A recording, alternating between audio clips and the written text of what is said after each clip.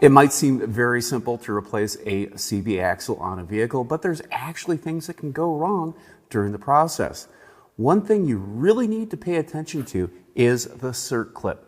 If you pulled out the old axle and the cert clip is no longer on the axle, you need to make sure that you've retrieved that from the transmission or the axle housing.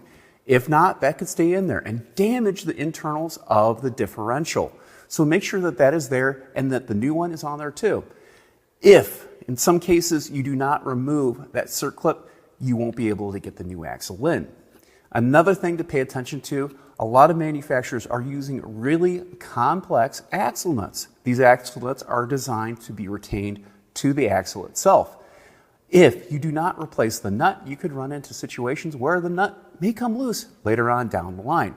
So if the manufacturer prescribes a new nut every time the axle is removed from the knuckle, well, you may want to replace that nut. I'm Andrew Markell. Thank you very much.